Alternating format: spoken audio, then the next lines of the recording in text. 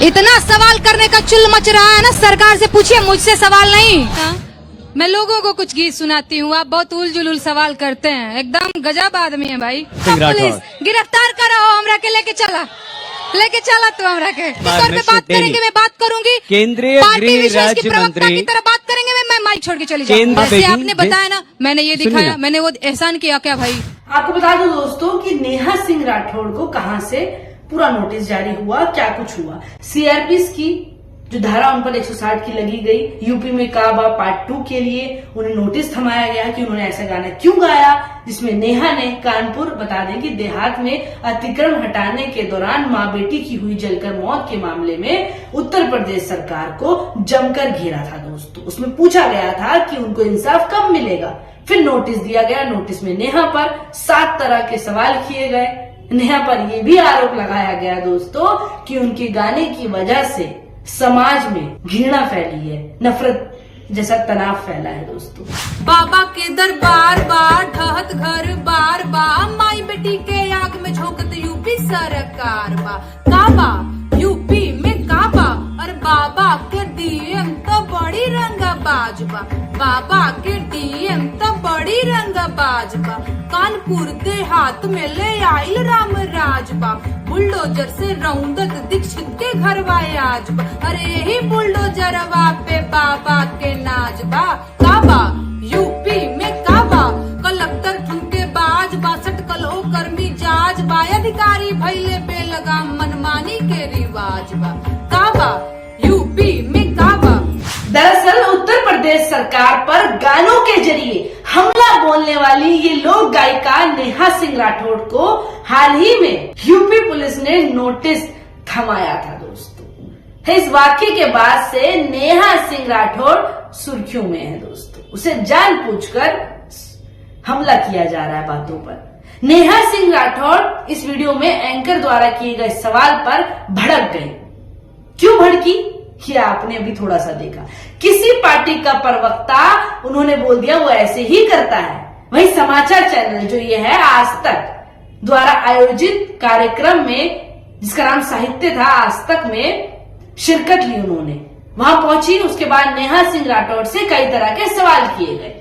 फिर एंकर द्वारा जब उनसे पूछा गया, सईद अंसारी इनका नाम है, इन एंकर ने पूछा कि सरकार की जो आलोचना है उससे आपको क्या मिल जाता है, तो उन्होंने जवाब में कहा उनमें और मुझ में अंतर है। उन्हें पद्मश्री मिल जाता है और हमें नोटिस मिल जाता है। दोस्तों, नेहा से सवाल किया गया कि क्या वह कभी किसी सरकार से किसी भी प्रकार का पुरस्कार नहीं लेंगी क्या। इस पर नेहा ने कहा दोस्तों कि कल की बात करने के बजाय आज की बात करनी चाहिए। कल की बात का क्या भरोसा है। इस बीच उन्होंने एंकर पर चुटकी लेते हुए कहा दोस्तों कि आप लोग अपनी जो पिच है उस पर बहुत पुरस्कार लेना चाहेंगे, लेकिन मैं ये नहीं चाहूंगी। इसी बीच एंकर द्वारा कहा गया दोस्तों कि पुलिस से आप डरती हैं क्या, इसीलिए उनके सवालों का जवाब नहीं दे रही हैं। जिस पर उनकी ओर से कहा गया कि अगर वह डरती तो वो यूपी नहीं आती दोस्तों।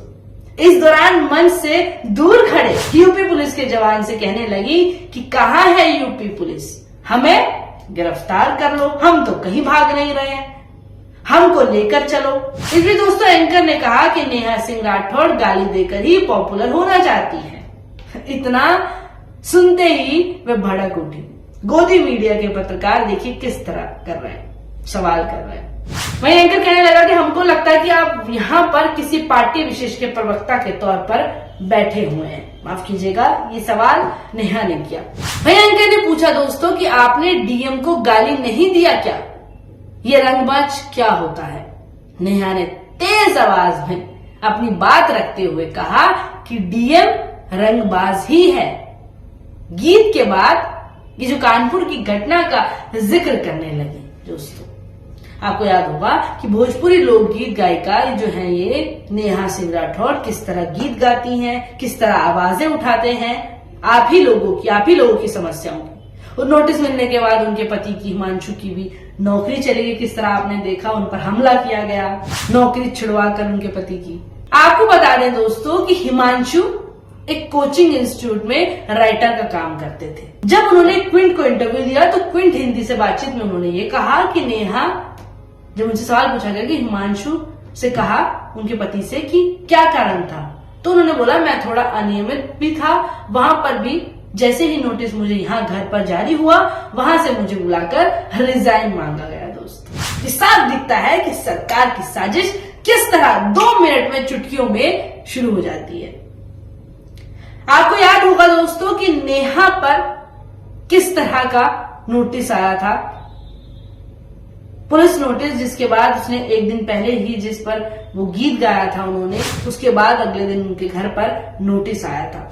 दोस्तों अगर सवाल करने से नफरत जैसी भावना फैलती है तो फिर सवाल भाजपा पार्टी को भी नहीं पूछना चाहिए।